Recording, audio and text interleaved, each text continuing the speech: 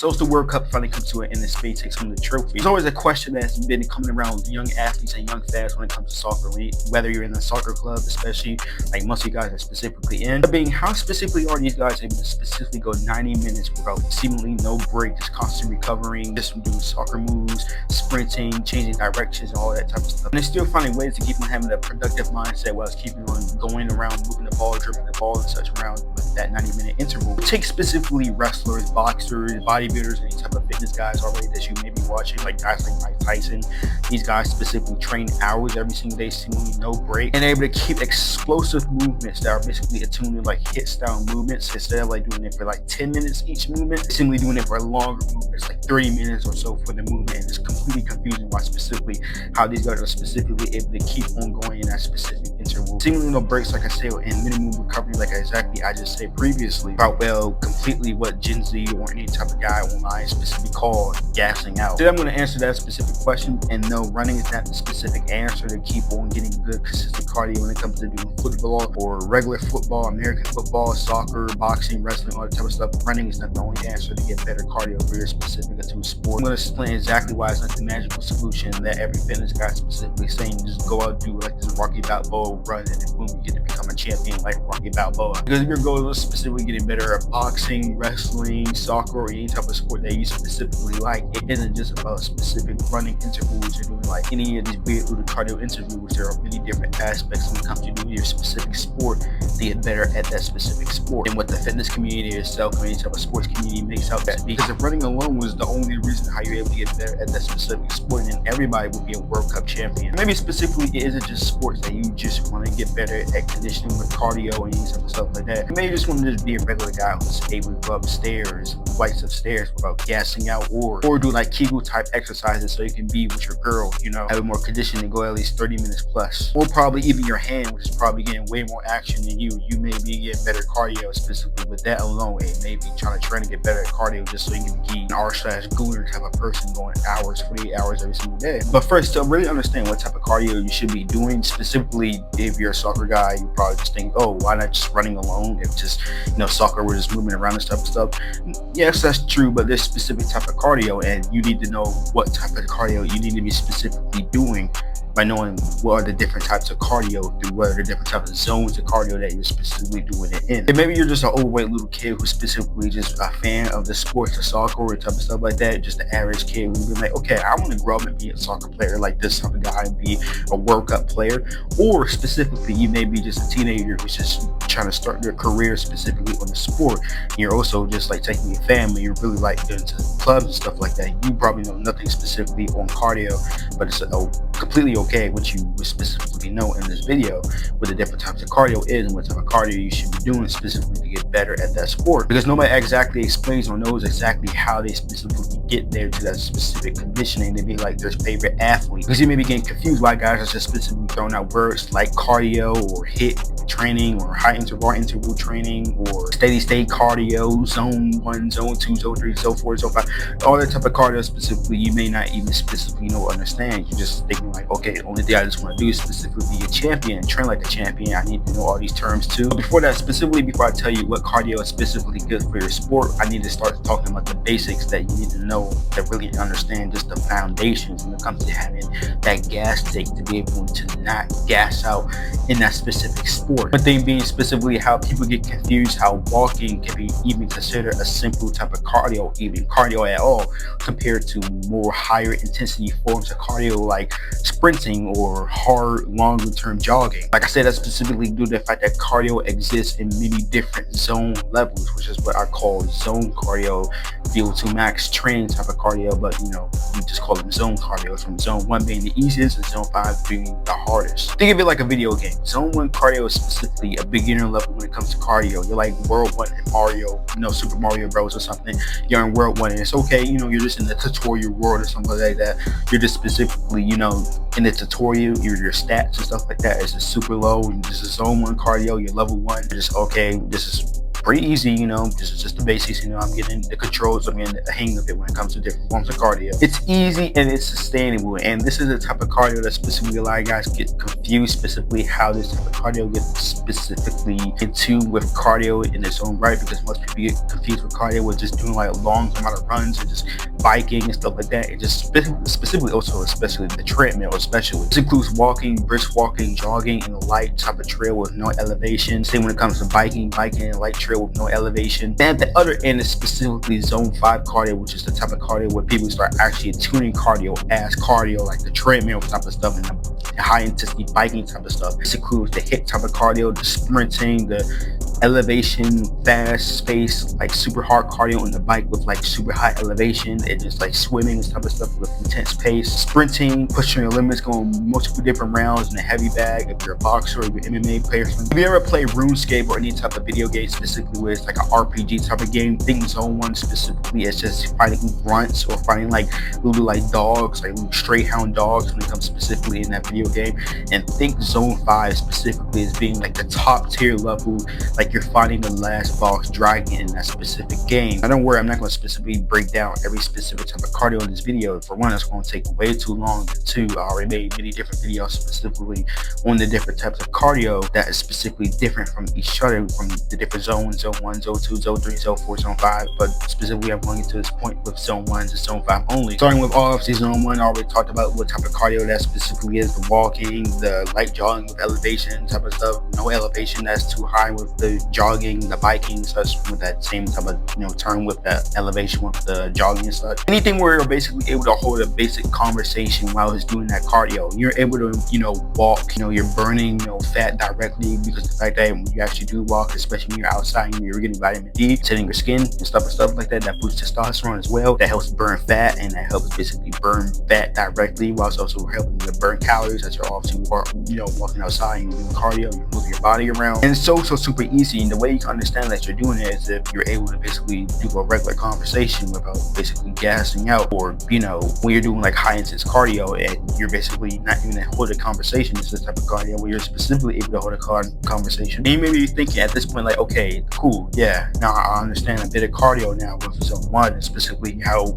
there are easier forms like RuneScape RPG bosses and like regular enemies and stuff like that. Okay, now how do I specifically get to that point? What are the points specifically that's going to make me a better standalone athlete? Because trust me, we're getting there, but specifically first we need to talk about zone 1, because that basically builds the foundation when it comes to your sport. Since yes, a lot of athletes, even though they're not like seeing a lot doing zone 1 cardio, and they're specifically seeing a lot doing with more high intensity zone 5 type of cardio, they still do a lot of zone 1 cardio for the overall foundation for their specific sport, because it's more steady state. You can do like long distance with zone 1, which is also very crucial when it comes to having long distance play when it comes to your sport. Because the reason why a lot of these guys are specifically able to go, let's say 30, 60, all the way up to the soccer players already see, depending on which, 90 minutes per game. This is where the steady state cardio point when I just talked about right now about zone 1 specifically comes in. You're able to build cardiovascular endurance. You'll be able to obviously have built cardiovascular activity in general, improves recovery, increases your work capacity when it comes to obviously doing a specific sport. It gives you a bigger aerobic engine to obviously work with. And like I said, specifically as well, the cool part that you can specifically do this while doing your specific sport.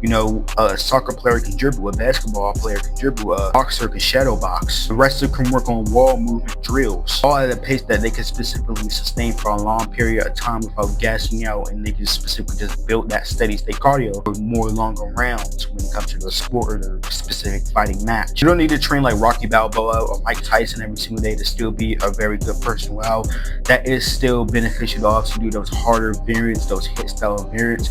There's also the little things that people overlook due to the fact that it's not as flashy, but it really does help. Every specific workout needs to have you lying on the floor with you like wondering why you're doing a specific type of thing with your life, and you questioning your own life choices in general. Sometimes the most easiest thing is specifically doing a thing things that just suck and it's just boring, but it's not too hard in CNS training type of conditioning when it comes to your joints. It's just specifically just smaller little things that literally just matter. Starting off specifically, let's start asking the question which you probably have been waiting for me to answer in this entire video. What cardio should you specifically be doing to actually be a better standalone athlete for your sport? Now, whether you play soccer, whether you wrestle, whether you box, whether you play football, basketball, this type of stuff, there's always a standalone answer that's the number one truth that basically may sound just meh, may sound just boring, may just sound like kind of like meaningless, just basic. There's one form of cardio that's specifically going to turn you to a wetter, better, like conditioned, like hand-eye, handball coordinated type of athlete,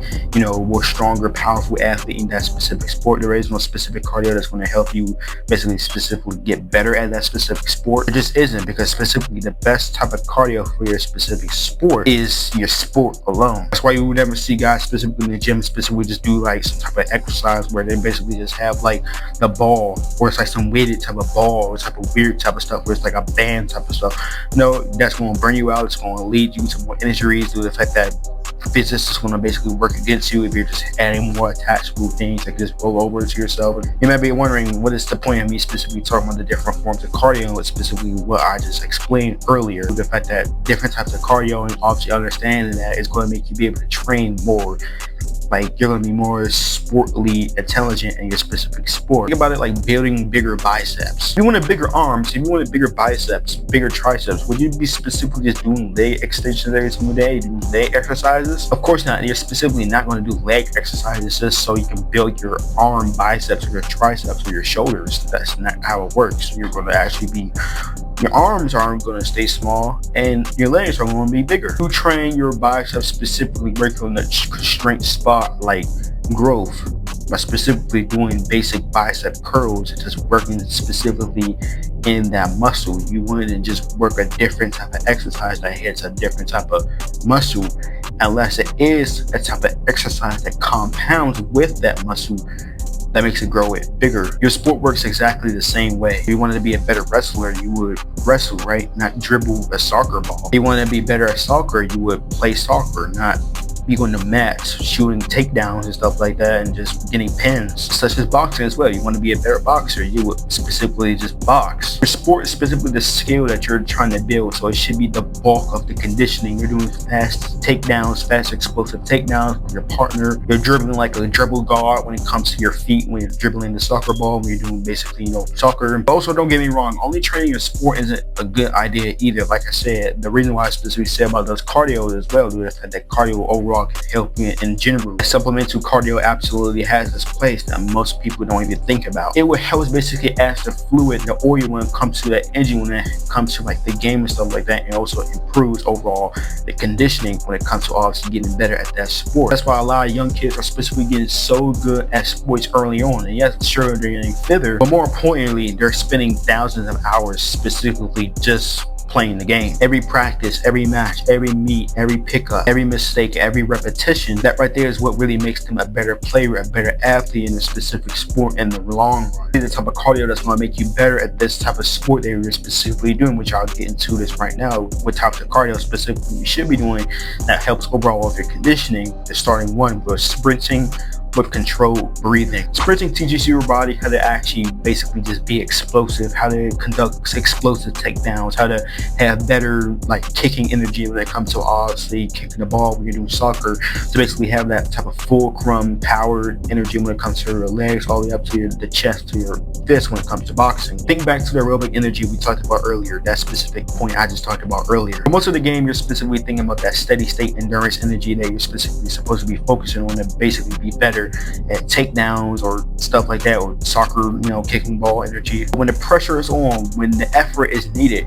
when you need that explosive energy, that split second right there, your team is under points, you're just basically, you just need one little takedown, you just need one little three, you just need one little point to be basically able to win the World Cup. That's when high intensity interval training exists, and that's the reason why HIIT in general exists. It teaches your body how to specifically keep on producing high intensity energy without completely always falling apart every game/match. Another good option, specifically when you see boxers and MMA fighters specifically do, is skipping rope. But it improves conditioning, coordination, footwork, rhythm, balance, and you can perform it in a way more easier steady state, or even just keep on roping in a more intensity state, doing like little butterfly ones or double loop ones in interval type of training style, which just like I said, specifically going back to that gassing point, there's 2 gas tanks, there's steady state, and there's like high intensity, that interval beast type of cardio that needs to be come out. You really need that explosion type of energy to win points. Long distance jogging and steady state as well has their own places. They help improve your aerobic base, improve your conditioning and your endurance, give you a much longer gas tank for much longer matches, or even specifically practice-based practices. Another good one that you see a lot of soccer players and any type of like running type of players specifically do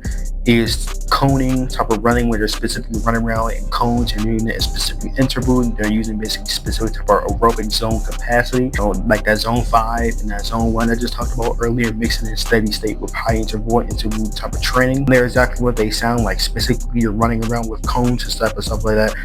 Basically, what you're doing is specifically with the first cone, with the first type of interval, you're specifically doing it in high intensity interval type of training type of style, where you're specifically using 100% of your aerobic capacity, running around basically in circles type of stuff like that in that specific cone to reach the other cone. And then eventually you just do it with the rest of the cones, while also lowering down the different type of zone capacity when it comes to obviously running towards each zone type of each interval. Basically, you are able to change direction, accelerate and decelerate, and understand how you are able to basically just working around the ball specifically, which helps train. It helps have that conditioning enough where you're specifically dribbling around the ball when you're specifically doing football. As you see, most sports aren't just one long sprint or just one long jog. It's also in general just both of them, as well as you're seeing what guys do in soccer. Recover, you explode, you recover, you explode again. Soccer, basketball, football, wrestling, boxing, almost every competitive sport specifically follows that same pattern. And that's that same pattern that you're specifically supposed to be doing, that long distance, high intensity interval type of training pattern, because of the fact that it's going to simulate an actual match, it's going to simulate an actual game. It's going to actually allow you to be basically able to just have more energy, that just be a World Cup Spain type of winning World Cup type of athlete, having that same exact conditioning. Now let's talk about your diet, because the fact that diet is important. You guys specifically eat like sloppy pigs nowadays when it comes to being an athlete. But don't get me wrong, because this specific point is going to basically justify the reason why having a good diet that you generally love and having sweeties and stuff like that is actually way more beneficial than having like this type of weird little restricting adherence quota filling diet. You see guys like Usain Bolt eating chicken nuggets before competition. You hear some athletes drinking soda. You hear Tom Brady basically eating pizza and wings and sausages and all that type of stuff before a football game. You jump over the bodybuilding space with Sam Sulek, and you see Sam Sulek having the best looking physiques. This guy eats like just all this type of sugary stuff every single day, and this guy is able to have high energy and just high output when it comes to the gym, but it's also gaining the same benefits of having that muscle. So you're probably sitting there thinking like, what the heck is absolutely going on? How are these guys specifically able to have bad diets while also having that type of capacity for their specific sport? This is one of the biggest debates that's been ever talked about in the sports and fitness community, and the reason why Greg Duchetti is spamming like the same 20 different videos specifically on different guys who have like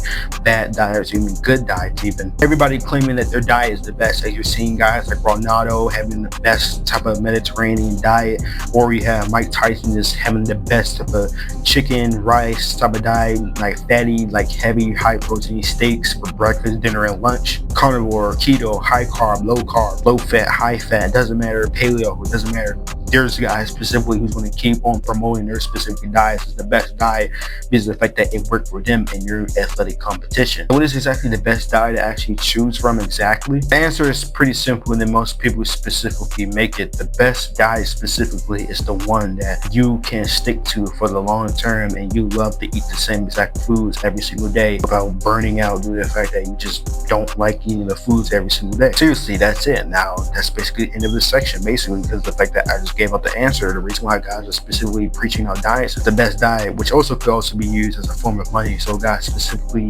you buy their supplements that basically are a part of their specifically own diet, like the Atkins diet, and the Atkins company spamming different keto type of like Skittles and weird type of stuff. Athletes eat the type of foods that just works for them. Ronaldo grew up around Mediterranean foods due to the fact that that's just his culture. That's just what worked for him while he was younger, all the way up to being a fully capable soccer player. Mike Tyson realized that the type of food that he was eating, the type of food that he known and liked, specifically like whatever be like steak or chicken and rice and type of stuff like that. That's what he specifically grew up around. Realized that okay, they're healthy and he liked to eat them, and they're also able to help him better be a conditioned athlete, build more muscle, so he could be able to knock people out in the sport. The common pattern isn't some secret food. Cinnamon is going to be able to basically make you just fly around with wings and type of stuff like that. What matters is the consistency. Every successful athlete builds foods that they genuinely love around while still building that capacity. Protein, carbs, fats, minerals, vitamins, all that type of stuff, all that matters. If all those boxes are checked, you're already hitting 90% of people who are chasing fat diets and basically are just giving up. Now what about candy, the Skittles, the gummies, the sugary drinks, the fizzy drinks, the sodas that the athletes drink? Should you also keep those in? That right there is called carbohydrate loading, or just in general guys basically eating a lot of carbohydrates before or even during their activity, like especially bodybuilders like Sam Slick. You may see him eat like gummies and type of stuff like that during his exercise, specifically due to the fact that, well, carbohydrates produce glucose when you're eating it, and glucose is what the brain prefers more than ketones. So you're able to push more in the gym, which allows you to build more muscle, or you even push more into your sport, which allows you to win the sport and gain more medals. Now the goal isn't to only just eat pizza and bacon and just junk every single day. If your entire diet is basically around sweets and pasta and all this junk food, then basically your conditioning, your basically athletic conditioning and capacity is just going to crumble. It's just gonna die off and fizzle off like a dead soul. So don't try and stress yourself out trying to be like Tom Brady's diet or Ronaldo's diet or Mike Tyson's diet or Khabib's diet, any type of famous fitness influencer diet. Build a diet of foods that you specifically love to eat every single day, and you enjoy to eat every single day with no shame of eating it every single day, and it actually helps with your recovery, your conditioning, type of stuff like that. Helps you build muscle, helps you feel more recovered. Keep the ones that work, basically Bruce Lee, Jeet Kune Do style, discarding the things that basically don't work for you, keep the things that specifically work for you, so you can be a well-rounded person. And before I wrap this specific part up, obviously we do need to specifically talk about nutrition. I talked about this specifically in many different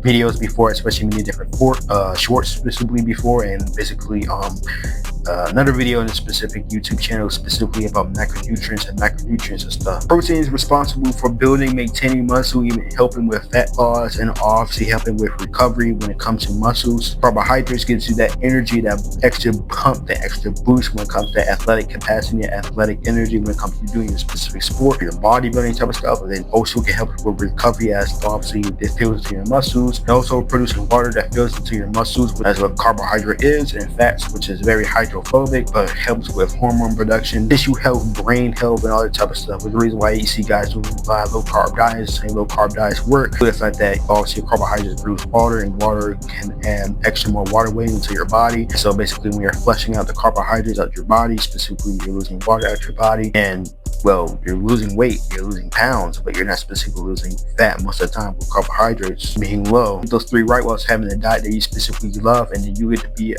better athlete and a World Cup player most of the time. That's pretty much it specifically for this video. I hope this video specifically works for you. If you're taking the action for this video, if you're taking the diet, recommended diet type of actions when it comes to this video, love eating type of food that you love training type of cardio regimen that you love, if it even works for you. Train your sport, build a strong aerobic base, add explosive work when your body demands that explosive work activity, recover properly, and most importantly, stay consistent and have fun. Because the athlete who trains for fun and optimizes for fun while also being intelligent in that specific sport is always going to beat the athlete who's doing the exact opposite, who doesn't even love doing the sport, who isn't even reading books, who isn't even staying consistent in specifically their sport. It might be the most important things that you can train is your intelligence in your sport, specifically your mindset. You have the perfect workout routine, the best nutrition plan, the best coach, the best training, the best cardio, the best everything, but you don't have the discipline, the love, or the mindset, that consistency, then, well, a guy specifically living in a tent box can beat you 9 times out of 10. A wrestler